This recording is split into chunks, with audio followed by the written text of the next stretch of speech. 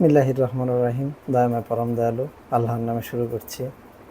সমস্ত সৃষ্টির একমাত্র আধার যে প্রতিপালক, সেই প্রতিপালকের স্মরণ নিয়ে এবং প্রকাশ্য শয়তানের কুমন্ত্রণা হইতে আল্লাহর কাছে আশ্রয় প্রার্থনা করছি, যেন আল্লাহ আমাকে সঠিক সুষ্ঠু সুন্দরভাবে কোরআনের যে আয়াত নিয়ে আলোচনা করতে চাই সেটা যেন আপনাদেরকে বোঝানোর তৌফিক দান করেন এবং বোঝার তৌফিক দান করেন।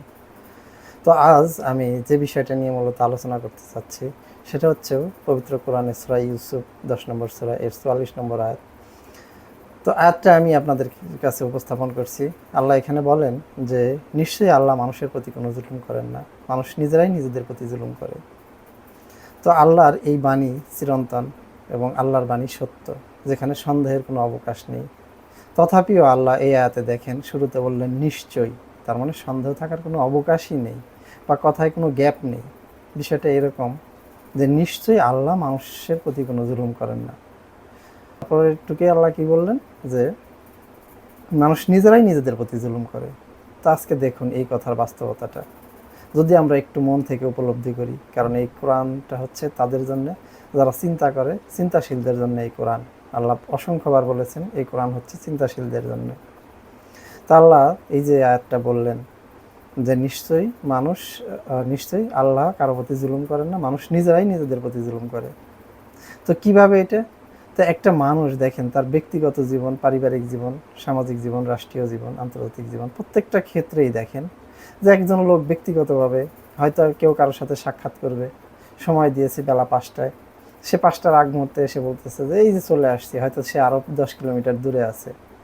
তো দেখা গেল সেই লোকটা তার জন্য অপেক্ষা করছে, যার কাছে সে প্রতিশ্রুতিবদ্ধ। সে বলতেছে এই চলে আসছি এই বলে বলে দেখা যাচ্ছে তার হয়তো আধা ঘন্টার সময় আরও নষ্ট করে দিল এবং নিজেও চাপে আছে।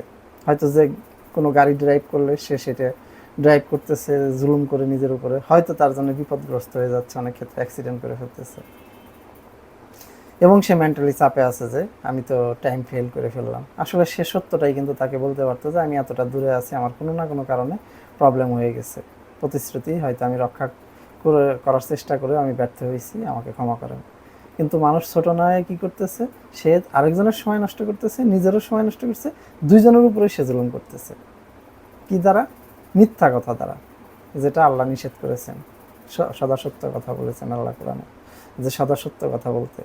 কিন্তু এই যে কোরআনের এই আইন ভায়োলেট করার মাধ্যমে আমরা কি করলাম? নিজের প্রতিও জুলুম করলাম, অপরের প্রতিও জুলুম করলাম। আজকে সমাজের দিকে তাকান, সমাজে যারা নেতৃত্ব দিচ্ছে বা সমাজে যারা নেতৃত্ব দিতে চাচ্ছে, তারা বিভিন্ন রকম প্রতিশ্রুতি দিয়ে মানুষের কাছে তারা ক্ষমতায় বসতে চাচ্ছে, ক্ষমতায় বসছে। তো মিথ্যা প্রতিশ্রুতি দিয়ে ক্ষমতায় বসছে এবং তারা এটি পরবর্তীতে বলছে যে ভোট নেওয়ার জন্য অথবা ক্ষমতায় বসার জন্য মানুষ অনেক কিছুই বলে। তো ক্ষমতায় বসা হয়ে গেলে তখন আরে সব কথা কি সবসময় রাখা যায় কিনা। তো এই যে দেখেন মিথ্যা প্রতিশ্রুতি দ্বারা সে যেমন এহকালে নিজেকে ছোট করছে মানুষের কাছে এবং পরকালেও আল্লাহর কাছে তার মর্যাদা ক্ষুণ্ণ করছে, তার পাপ বৃদ্ধি করছে। তো প্রত্যেকটা ক্ষেত্রে মানুষ কি হচ্ছে, কোরআনের আইন থেকে বেরিয়ে যাওয়ার কারণে, মিথ্যাকে অবলম্বন করার কারণে কি করছে, সে প্রত্যেকটা ক্ষেত্রে নিজের প্রতি যেমন জুলুম করছে, অপরের প্রতিও জুলুম করছে। আল্লাহ কোরআনে কি বলেছেন যে শয়তান তো নাজিল হয় প্রত্যেকটা ঘোর মিথ্যাবাদীর উপরে। তো যখনই মানুষ মিথ্যা কথা বলে তখনই তার উপরে শয়তান নাজিল হয়। শয়তান অবশ্যই তাকে বিভ্রান্ত করে, শয়তান অবশ্যই তাকে সুপথ দেখাবে না, শয়তান তাকে বিভ্রান্ত করবে, যে বিভ্রান্ত দ্বারা সে এহকালে ক্ষতিগ্রস্ত হবে এবং পরকালে তো অবশ্যই ক্ষতিগ্রস্ত হবে। তো এইভাবে ব্যক্তিগত জীবন, পারিবারিক জীবন, রাষ্ট্রীয় জীবন, সমাজ জীবন, প্রত্যেকটা ক্ষেত্রেই দেখবেন মানুষ এই মিথ্যার আশ্রয়ের কারণে আজকে কি হচ্ছে, সত্যের পথে না থাকার কারণে, কোরআনের পথে না থাকার কারণে, কোরআনে আল্লাহ যেভাবে নির্দেশনা দিয়েছেন সেভাবে না চলে নিজের চিন্তা চেতনাকে কোরআনের বাইরে নিয়ে গিয়ে কোরআনের আইনকে ভায়োলেট করে সেইভাবে চলার কারণে আজকে প্রত্যেকটা ক্ষেত্রে মানুষ বিপদগ্রস্ত হচ্ছে। এজন্যই আল্লাহ বলেন যে আমি তো তোমাদের উপরে কোনো জুলুম করি নাই, তোমরা নিজেরাই নিজেদের প্রতি জুলুম করেছো। নিশ্চয়ই আল্লাহ কারোর প্রতি জুলুম করেন নাই, মানুষ নিজেরাই নিজেদের প্রতি জুলুম করছে। মানুষ হয়তো মনে করছে এটা দ্বারাই তার মঙ্গল হবে, কিন্তু না, সে নিজেই নিজের অমঙ্গলের কারণ হয়ে দাঁড়িয়েছে।